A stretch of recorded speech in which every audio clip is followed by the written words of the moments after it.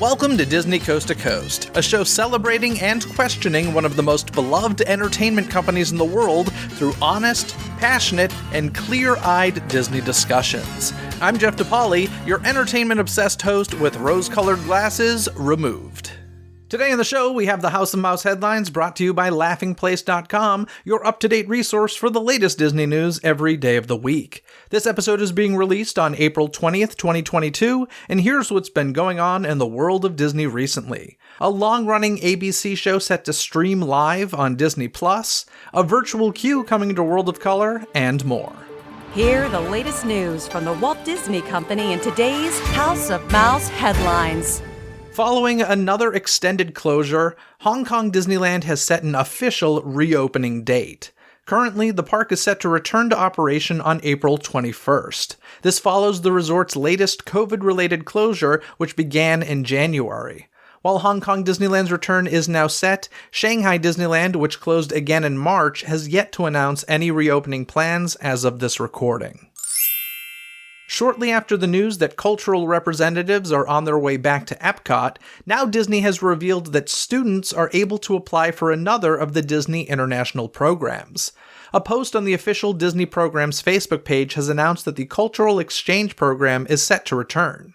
This particular program allows students to immerse themselves in different cultures from around the world, connect with industry experts, and build lifelong relationships in a program that provides the opportunity to enhance their customer service knowledge and communication skills.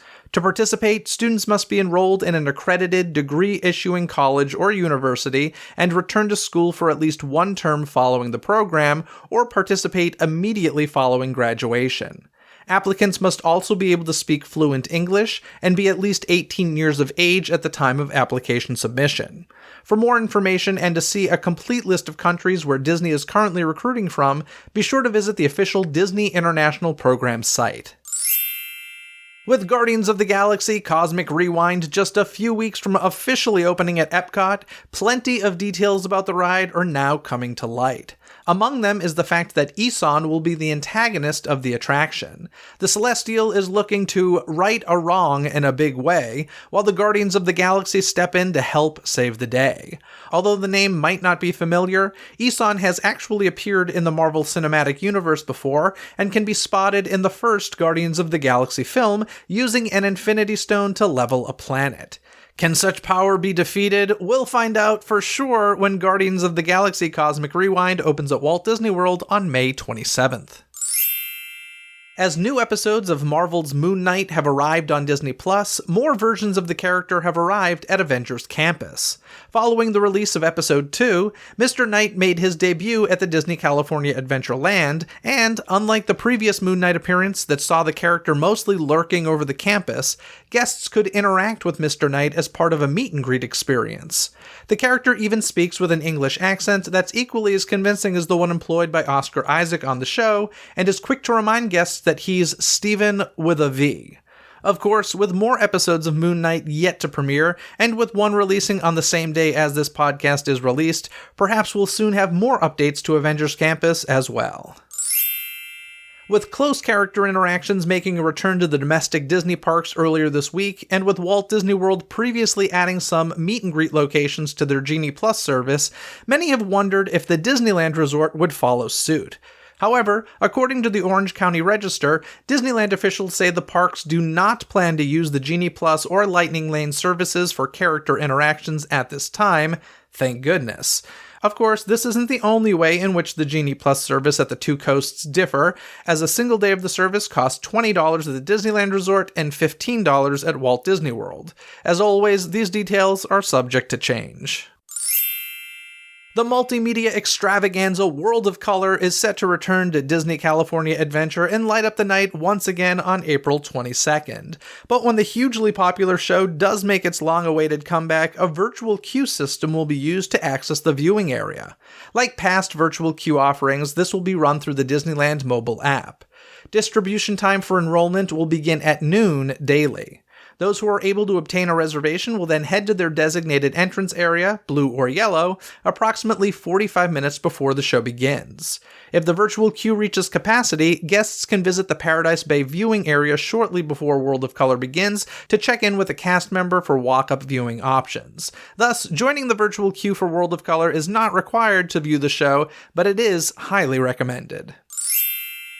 Considering how much of a cultural phenomenon Encanto has turned out to be, it should come as no surprise that Disney is now looking for ways to integrate the hit film into the parks.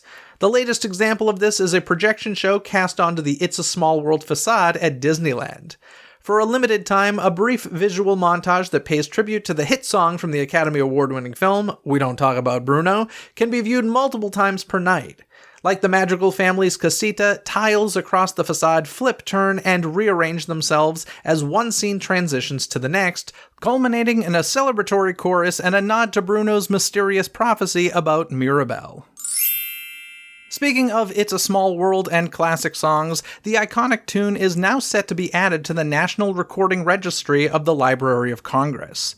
The song, which was penned by songwriters and Disney legends Richard and Robert Sherman, was first heard at the 1964 World's Fair. The ride was later reconstructed at Disneyland and then at other Disney parks worldwide. And while it may be known as an annoying earworm to some, the song was initially written to be a prayer for peace.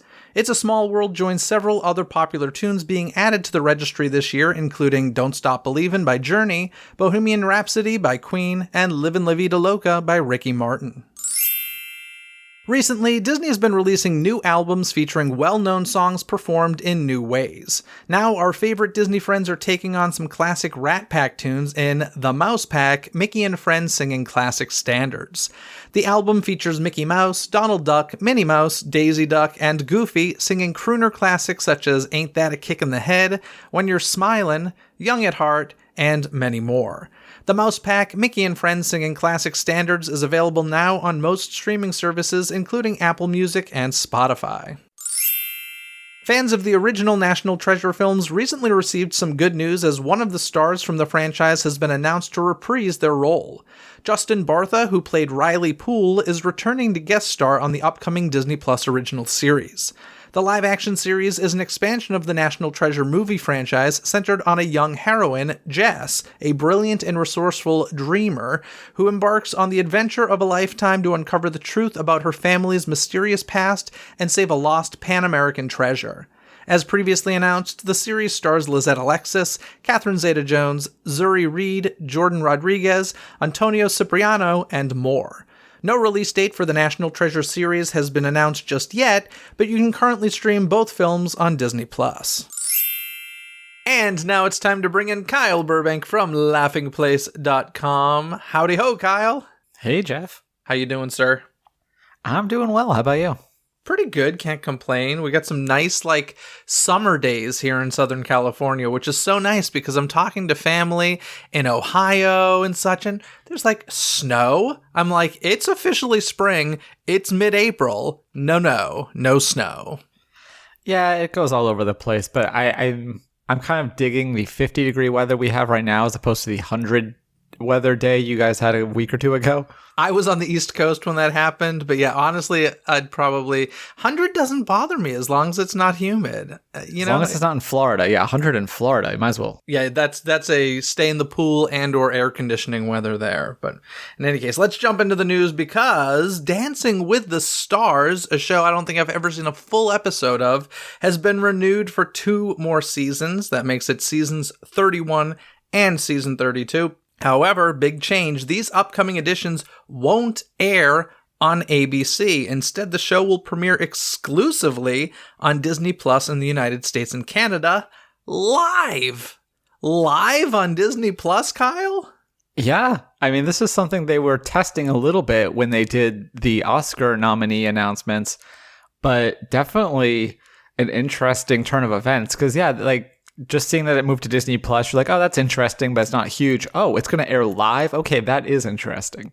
Yeah, I mean, I don't know of any streaming service really that does the live thing. I mean, I know that things stream live, of course, on like social media and stuff, but I don't know about the streaming services doing this. No, unless they're ones that are like built for, like, obviously Hulu has a live TV feature, or YouTube TV, those have like live TV components, or ESPN has live sports. But I think this is the first, well, I can't say scripted show, but the first like weekly recurring show to be streaming live on a platform. So that'll be very interesting to see if it works. That's the hardest part. Apparently the test went well for the Academy Award nominees, or else, they wouldn't be doing this. But it was funny because, I have good friends that work for Disney Plus, and they very much deal with like the shows and making sure they're working properly and stuff. And I was like, you guys are doing live TV now? And they were like, what? I was like, yeah, you're getting Dancing with the Stars live.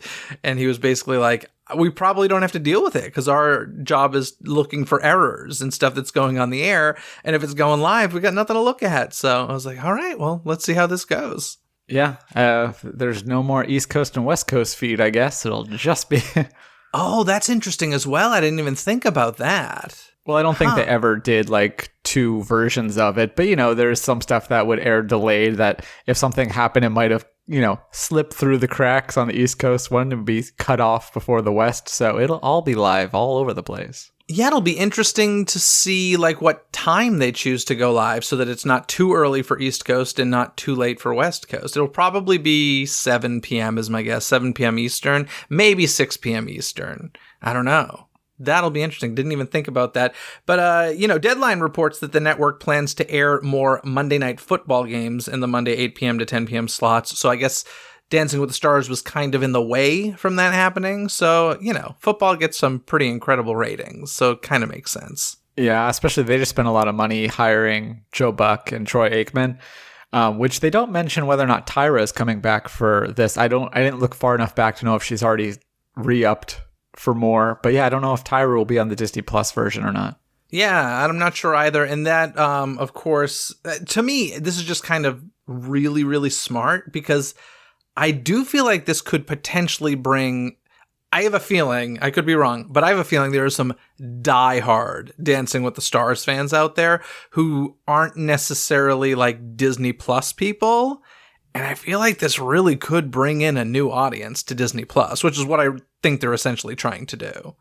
Yeah, that's a really good point. And I also think it'd be interesting if they, because they're on an interface instead of like linear television, they could integrate the voting into the platform itself, presumably. Do people at home vote on that show? I thought it was the judges voted. The judges have scores, but then it's the people's vote that mostly, I don't honestly don't know exactly how it works, but I feel like the judges do their scores and then the people's vote is what really determines things, but then the judges, it like goes down to the bottom two and the judges get to save one of them. Oh, okay. Interesting. Huh. Like I said, never seen a full episode. So. I have seen some of the Disney night ones. That's why. I've seen individual performances, I feel like, from some of those, but yeah.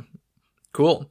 In any case, let's move on to some Walt Disney World news, as Walt Disney World has announced that they will earmark nearly 80 acres of land to bring a new affordable housing development to life in southwest Orange County, Florida. It's expected to include more than 1,300 units and will be constructed by a third-party affordable housing developer on Disney's land near its Central Florida theme parks. The development will be available for qualifying applicants from the general public, including Disney cast members. I mean, this is great for, I wish it was like Disney cast members get first shot at this because I hear so many stories of cast members who live ridiculously far away from the parks just to affordably, live. Yeah. So I hope it really benefits cast members in a tremendous way. You would hope so, right? And that's for Florida, where cost of living probably isn't what it is in California, but has been rising over the past few years significantly. It keeps going up and up and up in Florida, it seems like. And that is crazy to me because I'm like, Florida numbers should not be matching California numbers. I don't think it's quite there, but it's getting up there. So that's crazy. It is really interesting though. Like once again, Disney is investing more and more and more in Florida, which is really interesting these days, considering, the battle between the governor of Florida and Disney at the moment. And I don't know. I just think it's a little crazy how much the companies, I get it. Like, they have a giant resort there, but to keep adding more and more is a little insane in my mind. Having the governor against you is not a great situation, obviously, but there's a lot of support in their local community, and I think that's kind of what's important. Like in the announcement, you had Mayor Demings, who was the Orange County mayor, which I didn't know that counties had mayors, but apparently they do. And obviously he was supportive of this and everything. So I think maybe that's where, we've seen what happens when Anaheim and Disney clash, and that's probably worse than just some stupid tweets and barbs from the governor. So I think they're wise to be working on projects like this and focusing on the local government instead of worrying about the more national scene, even if it is the state level. Yeah, fair enough. Alrighty, let's talk about some Disney performances happening at Walt Disney World. In time for summer, they are shifting focus, so guests will be able to experience Disney KiteTails from anywhere around Discovery River Lagoon, with shorter and more frequent performances throughout the day. Between Disney KiteTails performances, the Discovery River will come alive with a character. Did you know that this was a word? Flotilla? I had never heard that word before, but that's what the word that they use in their press release about this. But listen, I think this is great. I think this is probably what Disney KiteTails should have been from the get-go. Mm-hmm. For somebody to invest time to go see a show, take time out of the day to get seated, wait for the show, have it happen, and have it be lackluster, which is what the general consensus is about Disney KiteTails. Or if you do love it, it's for ironic purposes, it seems to be. But if it had just been like a little happening, I think it would be one of the coolest happenings ever. If you're just walking by and see these, kites floating by. That might be a little hyperbolic, but no, I think you're right. And I feel like we even talked about this, sort of how treading this middle ground of, it's supposed to just be kind of fun. But yeah, if you're like waiting in line and going into a venue and waiting for it, then it's weird. So it's kind of funny that this is their solution to, but let's just make it a thing that happens. And if you see it, cool. It's kind of like a cavalcade, right? Like, yeah. And I think that that's great. Like I've said many times, one of the only things I hope remains, since the pandemic days in the parks is the cavalcades. I love the cavalcades. I love these little moments of things happening. I remember going there and seeing what's my new favorite word? Flotillas going through Disney's Animal Kingdom. So like this, in addition, I think is great. It'll probably be an improvement. I get it. Like, they built a giant venue in Disney's Animal Kingdom. They want to do something with it, so they tried to fit this in it, but it's just kind of like a square peg in a round hole sort of situation. So, Yeah, how disappointing. I wonder what they're going to do with that long term. They got to get something. Yeah, maybe they should just stick some hippos in there and we can see like hippo fights. I'm sure that'll go over really well, Jeff. If you look at SeaWorld's stock over the past few years, you'll see that this is definitely the idea. I think that it'll work. I think people will really enjoy that. So, yeah. Anyway, have you ever seen KiteTails in person? Because I still have not. I haven't. Even though we've been to Walt Disney World a couple of times since it opened back up, we haven't spent a ton of time in the parks. We're usually like on the periphery. So I don't remember the last time I was at Animal Kingdom. Oh, wait, yes, I do. It was in August of 2021. But yeah, no KiteTails yet. For me, the last time I was in that park would have been October of 2020, because when I went in 2021, Disney's Animal Kingdom is the one park I didn't go to. So it's usually the one I cut to if I have to. Yeah, which I know upsets a lot of people. A lot of people, Disney's Animal Kingdom is their favorite park, and there are a lot of great attractions I love in there. But like, if I'm going to cut one park, it's going to be that one. Sorry. The one that smells like poop. Do you think it smells like poop? Is that the problem? Parts of it, yeah. For me, it's more the humidity. It's such a humid park. No, I agree. And, I don't know. It's just not my favorite park. So don't at me. It's all good. I'm glad you enjoy it, folks. All right, let's talk about some big Epcot news, because we've got some Guardians of the Galaxy Cosmic Rewind news. They have revealed their soundtrack, which will include 6 possible songs at random. This is becoming a trend with Guardians of the Galaxy attractions, apparently. And shall we hear the 6 choices? Here we go. We got September by Earth, Wind, and Fire, Disco Inferno by The Tramps, Conga by Miami Sound Machine, Everybody Wants to Rule the World by Tears for Fears, Iran by A Flock of Seagulls, which is an interesting title for a band called A Flock of Seagulls. Seagulls, it should be I Flew, shouldn't it? Yeah, so we'll go back 40 years. We'll correct it. And then One Way or Another by Blondie. I gotta be honest, I didn't know all these songs just by the title alone. I had to listen to them, and then, like, some of them I was like, oh, the one that stuck out to me was One Way or Another. I was like, one way or another, I'm gonna find you, I'm gonna get you. I like that song. That's a really fun song. But then I listened to them all. I was like, oh, I know some of these. 2 of them I didn't know at all, though, to be honest. Which 2 didn't you know? I don't know Disco Inferno, and I don't know Iran. Really? Okay. Yeah. Well, I grew up on VH1, so I knew all of these. So you were just an old soul from a young age? You grew up I on guess VH1? so. I'm a big fan of 80s new wave. So yeah, those are probably my favorite. I love September, which is not new wave.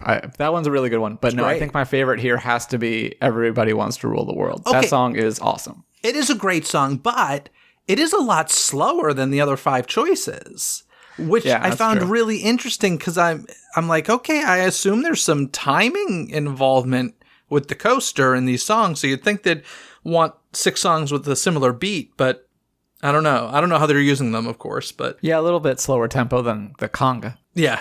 Can't control yourself any longer. And they are not repeating any songs from Mission Breakout, so that's kind of cool. You know, I hate to say this out loud, because I hate to give them any ideas, but when is this going to become, like, pay to play? You choose a song, you pay a certain amount, you get to choose the song on the coaster, on your ride. Oh, like Rip Ride Rocket? Totally, except they don't charge. But... Well, yeah. Can you... do they still do it on Rip Ride Rocket? I thought that they removed that offering. No, you can still... Well, maybe it was a pandemic thing, but no, they actually just... I remember reading they added some Blink-182 ones to the secret menu. Oh, nice. A couple months ago. Okay, I hate secret menus. Can we just say what things are? We don't need secret menus. This is not a thing that the world needs. Why do we need secret menus? I don't know. But also, I don't know if how they're going to... I would imagine it's just completely random. I don't think there's going to be a way to select the songs. Are you saying that they install it for people? No, this is totally random, just like Mission Breakout. Okay. But I'm saying, like, imagine if... Rock and Roller Coaster too, right? Yeah, I don't know how many songs they have for that one, though. But, you know, Mission Breakout for certain... I'm just saying if they... I'm sure a cast member can press a button and select the song. Mm-hmm. You know, if somebody really wanted a song, I'm sure they could slip them a 20 or something and get what they wanted. But, maybe. But I'm just saying, like, imagine if they made that an official offering. Yeah. I bet you people would buy into it. In fact, I guarantee... people would buy into it 6 times. Guarantee. You know there are people who want to do every version. And to be honest, I still don't know. I've done Guardians of the Galaxy Mission Breakout a lot of times.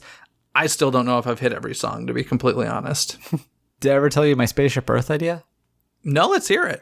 Well, they have those language buttons. I thought it'd be cool if there was... I know you hate secret menus, but I thought it'd be cool if you could, like, enter a secret, kind of like the Konami code or whatever, and then unlock past narrators.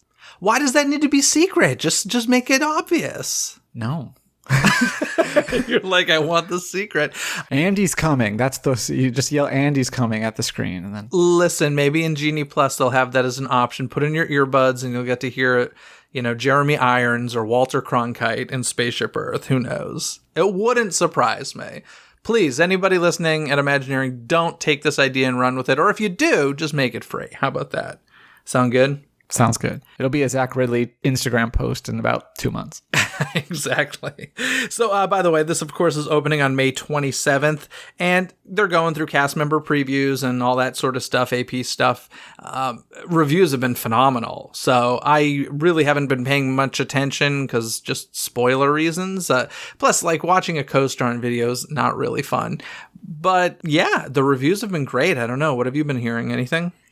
Pretty much the same. I've seen people enjoy it. It's more just people, of course, debating whether or not it belongs in Epcot, but it's like, well, it's here, it exists, so how is it?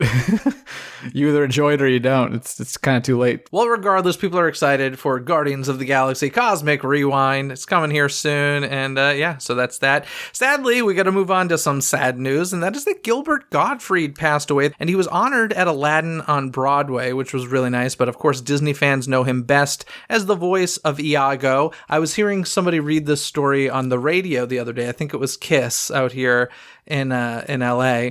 And he said the voice of Lago. I was like, no, so close yet so far. Capital I, that'll get you.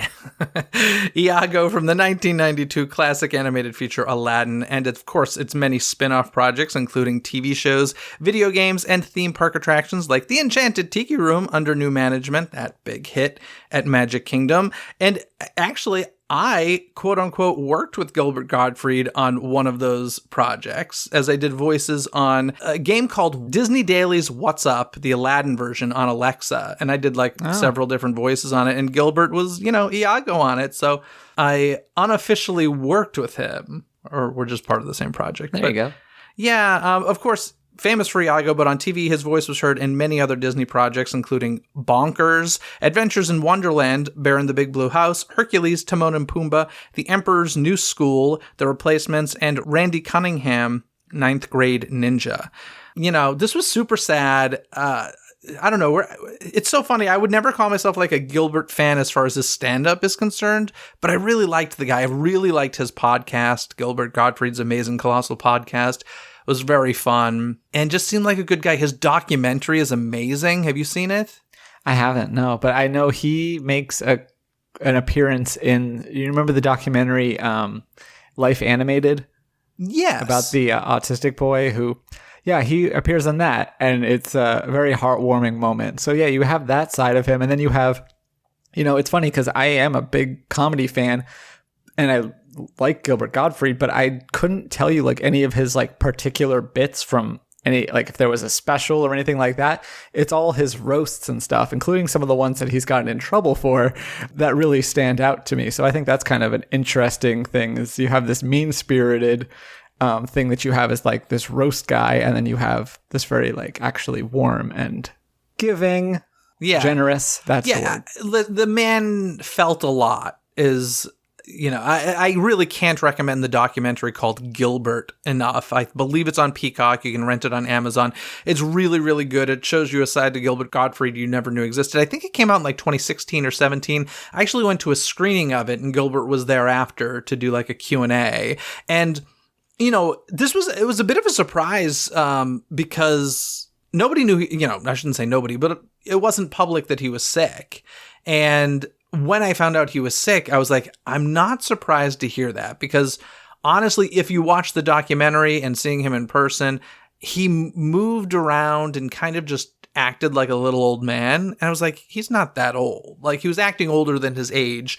So to find out that he was actually ill makes sense. But of course, it's so sad. I mean, he has young kids. They're 12 and 13 and, a wife. And I don't know. I was very sad to hear this news, but I was happy that, the people are celebrating him. And as I said, Aladdin on Broadway had a really nice speech at the curtain call. The performer who played Iago, had a few words to say and talked about meeting Gilbert and stuff. So she pulled out one of the clamshell Aladdin VHSs, and that's right, that Gilbert had signed for him, I believe. Yeah, right? Mm-hmm. Yeah. So rest in peace, Gilbert Gottfried. Thanks for the laughs, and he is not somebody that will be forgotten anytime soon. And that voice is unbelievable. I still want to know if that's his real voice. I've heard such conflicting things. It's not. No, but I mean, I think it became his real voice. Because if you heard his real voice, you'd be like, oh, I could see where it comes from. But I think that, it's definitely put on. But his SNL days, it was a very different voice. But then, even when you see the documentary, when he's, just living real life, he's not yelling, but he's still got, that voice. And then when he's performing, it just got louder. I don't know. It's such an interesting... It must be kind of annoying. Even Bobcat Goldthwait, right? That guy, that's not his voice. I'm like, that's going to be so weird, every time you're in public. Jennifer Tilly, sort of similar thing. That's not really her voice. And I don't know. It's got to be weird. By the way, this isn't my voice. This is just my podcast voice. If you ever meet me in real life, Kyle, I actually sound if I meet you in real life? Yeah. If you ever do, I sound drastically different. So you're a radio professional, a voice professional. All right, let's move on to some happier news, and that is that New Jersey's Paper Mill Playhouse is set to hold the indoor premiere of Disney's new musical, Hercules, in the upcoming 2022-2023 season. Now, this, of course, made a big splash when it originally premiered in 2019, pre-pandemic, during the public theater's free Shakespeare in the Park at the Delacorte Theater. And it's going to be running at the Paper Mill Playhouse February 9th through March 12th of 2023. I'm going to try and go see it this time around because Nice. I think it's possibly doable for me. So I'm going to try and go see it. This is how Newsies started, Paper Mill Playhouse. And then we all know what happened to Newsies. I don't think Hercules will be that lucky, but I don't know. It has a hardcore fan base. I don't know if I would call it a cult fan base, though. But it'll be interesting to see. Yeah, and so you said Newsies premiered the same one, this Paper Mill in New Jersey? Yeah. For some reason, I thought Paper Mill was somewhere else, so I didn't know if it was like a few of them, but that makes sense. No, if you're thinking of La Jolla, where Hunchback premiered, that was San Diego. And then... Well, it's La Jolla, but yes. Yeah. And then there's Paper Mill, and then maybe Goodspeed Opera is, I think, Maine, is it? So yeah, there's a few of them where they do pre-Broadway stuff, and I've actually never been to the Paper Mill Playhouse. I remember when Newsies was there, I very much wanted to go to that before there was ever, Broadway news for it. So I never did make it to that. I've never been to Paper Mill. I assume it's a great theater because a lot of great stuff is developed there. But it'll be interesting to see what happens to Hercules. As is the trend, Disney tends to develop these shows for licensing purposes, but they do like very official production of it before they license it. So that's basically what's going on with Hercules right now. But I don't even remember. Were like reviews good with the whole Shakespeare in the Park thing? I don't even remember. I kind of forgot that this whole thing existed. I was like, oh, it's finally premiering. And I was like, oh, no, wait, they already did that. It's just this is a different thing. Maybe I'm thinking of Paper Mill. Maybe Freaky Friday played there or something. Freaky Friday was at La Jolla. All right, well. But it might have gone to Paper Mill as well, but I believe it originated at La Jolla. Okay. Yeah, I know they've done a few at La Jolla, so I don't know what I'm thinking of. But today I learned Paper Mill is in New Jersey. It's in New Jersey, that's right. And so one of the fun things about Hercules was that Roger Bart was playing Hades, who is the young singing voice of Hercules in the film. But of course, these days, Roger Bart is playing Doc Brown in Back to the Future, the musical. So I don't know how long his contract is, but I'm not sure that he'll be returning to this. Who knows? Good thing you saw him in the other show. I did see him in Back to the Future. He was him. He was there. He was there.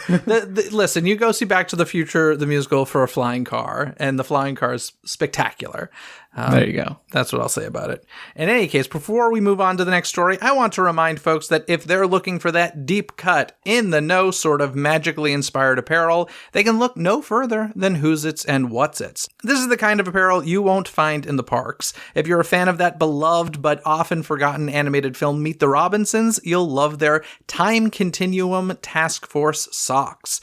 That's the kind of unique merch you'll find at Who's It's and What's It's. And Disney Coast to Coast listeners save 15% off of their entire order by using code DCTC when checking out. So check out all they have to offer at the link in this episode's description, and don't forget to use code DCTC when checking out. Now, let's get to the return of nighttime spectaculars at the Disneyland Resort. It's approaching very soon. Of course, the return of the Main Street Electrical Parade, Disneyland Forever Fireworks, and World of Color. They're all coming back on April 22nd, which means what do we need, Kyle? We need merch and food and popcorn buckets, quote unquote. That's right. In addition to specialty food and beverage items, there will also be a light-up Elliott Dragon, of course, from Pete's Dragon, a premium bucket, and a light-up turtle sipper. Both will be available at various locations throughout Disneyland Park this summer while supplies last, with a limit of 2 per person per transaction. I thought of 2 things when I heard this. I thought our pal Aaron Wallace needs an Elliott, I would say.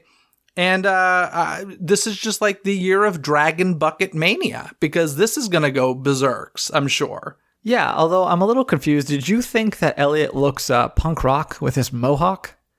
Oh, that's interesting. I didn't look close enough to honestly haven't. Yeah, he's got like the orange, pink spikes at the top. It looks very interesting to me. Well, Main Street Electrical Parade's going punk rock this time around. I mean, I'm here for it, but I think the turtle sipper is probably more of my pick. Like we were saying, popcorn bucket is a little bit of a misnomer. I don't know where you're putting popcorn in this thing. I don't even know where it opens. In Elliot's butt. That's where you're sticking popcorn. It says it's going to be there all season. We'll see if that's true. We'll see if they stick to 2 per person, like that too. Well, they said like I think I saw it in the Orange County Register or something about like part of this is they'll be able to track the purchases, but maybe I'm making that up entirely. Yeah, I mean, I do know that like they, and if you use an annual pass holder discount and stuff and then put it on eBay, they're catching these folks and they can revoke your passes. And listen, I'm sure a lot of people got away with it, but they are trying to set a standard of, hey, don't do that. But you know how it is. It never works. And it sounds like this sort of like merch flipping mania has reached some of the international parks as well, from what I've seen. So, that's fun. I want to meet these people who love these popcorn buckets because I don't know, man. Like, they're so unappealing to me. Having said that, if there were a Wayne Zielinski one, yes, I would get it. But otherwise, just unappealing. Oh, Auntie? Auntie is a popcorn bucket? Oh, gosh, my heart just melted. Auntie from Honey, I Shrunk the Kids? Oh, sure. Oh, so cute. I gave him a look. I know people can't see this look I'm giving. This look of a confused confusion. Look, which frankly concerns me that you didn't know who Auntie was, especially when it comes out of my mouth.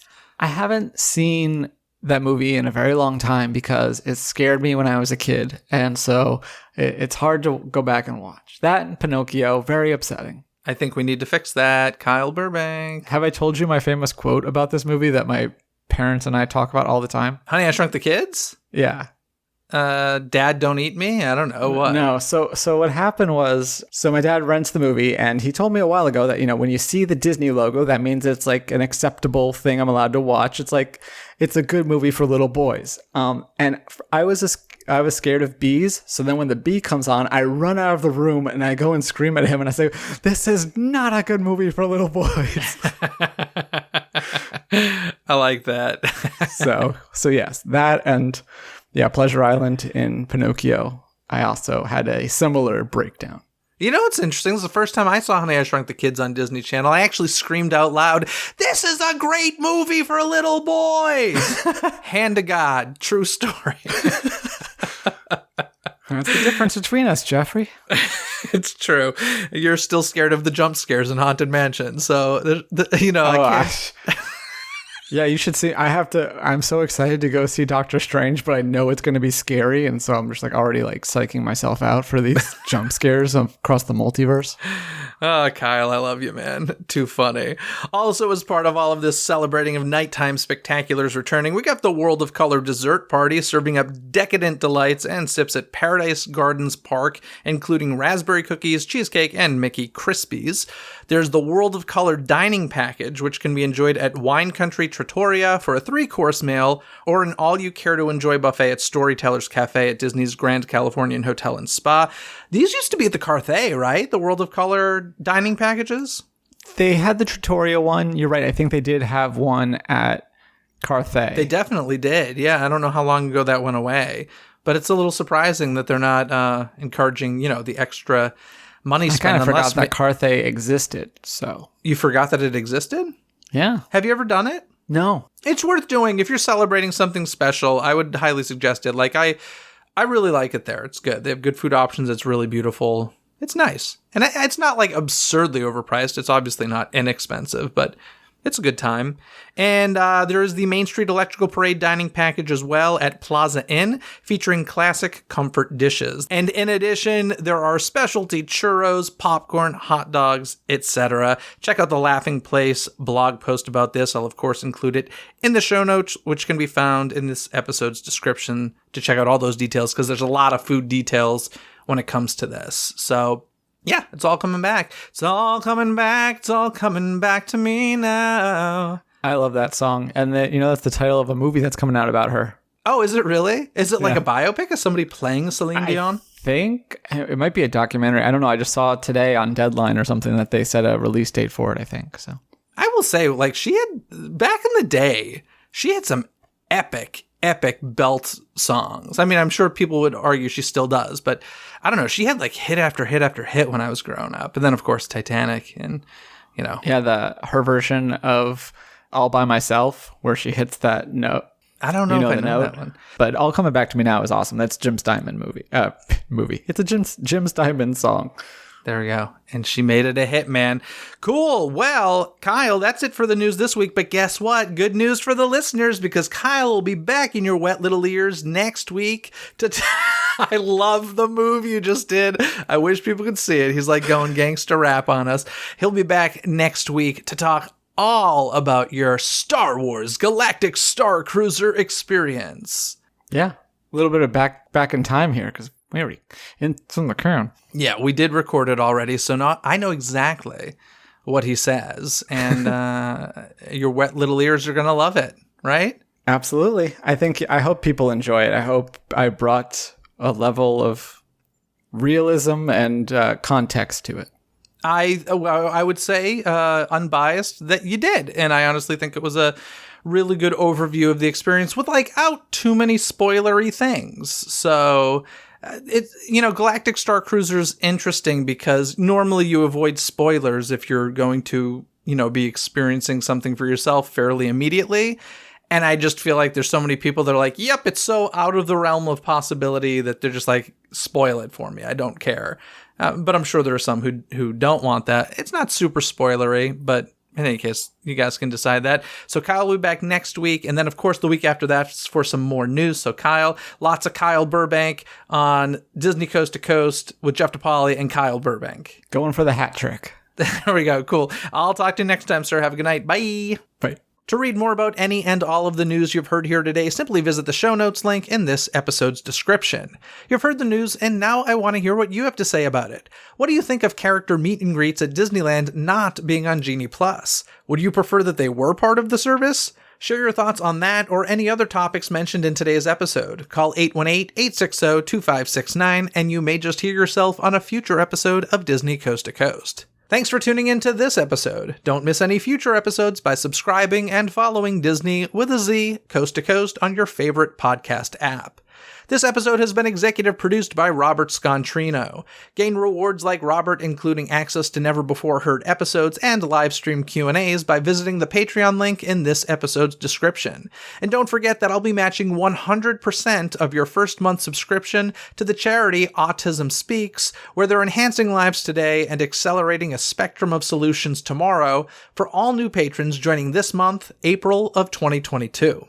Basically, anything you need can be found in this episode's description, from additional information and links discussed in this episode found in the show notes, to the DCTC hotline where you can leave a voicemail and be heard on a future episode, access to the show's official website, some free gifts from me to you, and so much more. So be sure to check out this episode's description. Other than that, folks, have a magical day. Bye! Thanks for listening to Disney Coast to Coast.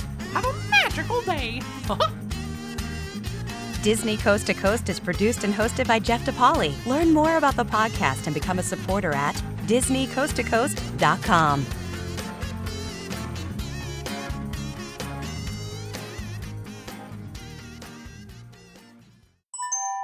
This podcast is part of the DePodcast Network. Learn more about this show, plus find more quality and entertaining podcasts at DePodcastNetwork.com. That's DEPodcastNetwork.com.